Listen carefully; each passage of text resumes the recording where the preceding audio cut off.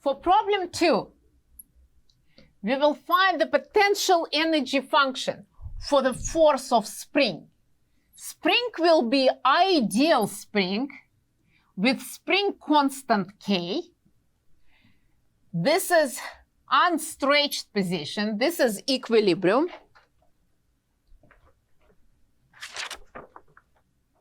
Watch this. Force of spring, this is my x, so we'll write immediately x component of force. It is minus k x minus x naught, but x naught is 0 because this is equilibrium. This is projection of force of spring on x. And now I need to prove that force of spring is a conservative force. So I will do it using both ways, one from definition and second one, since this is one-dimensional problem, I can use a shortcut.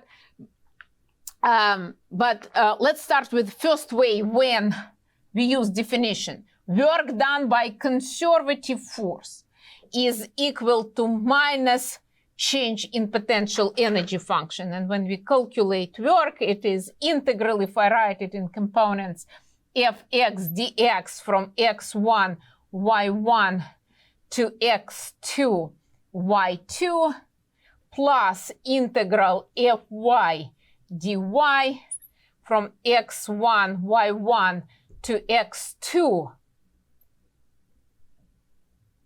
y2. And this has to be equal to minus change in potential energy function x2 y2 minus u at x1 y1. And we also know that f sub x is minus du dx and f sub y is minus du dy. Okay, so first of all, I will use this formula to find the potential energy function, which means that I want to move this block on this ideal spring from arbitrary point x1 to arbitrary point x2 and find work done by force of spring. So work done by the spring, when I move this object from arbitrary point x1 to arbitrary point x2, fx is minus kx dx, fy is 0. I take this integral, it is minus kx squared over 2 minus kx squared over 2. The limits are x1 to x2. Now we plug in the limits.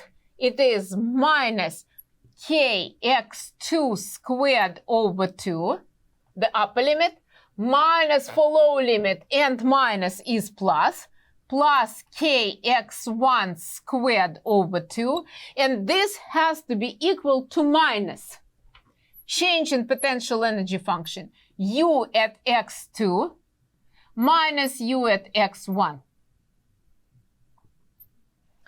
Now I compare indexes 2 and 1.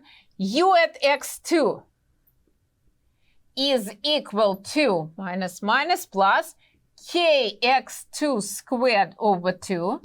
U at x1 is equal to plus here, minus minus plus here, of course, kx1 squared over 2.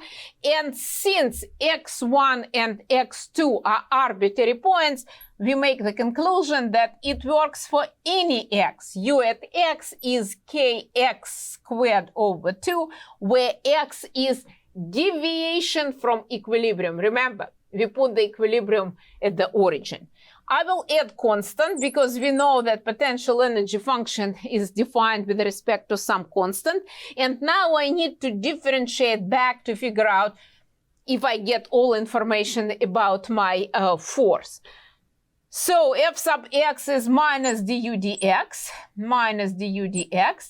and it will be 2 comes here, is gone, so it is minus kx. And f sub y is equal to 0, minus du dy will be 0. Great. We found the potential energy function. We proved that force of spring is a conservative force. Now, so what I did, I used the definition to do that. But I understand that force of spring, we deal with one-dimensional problem here. And if we deal with one-dimensional problem here, I can use a shortcut. And that's what I will do. One-dimensional problem.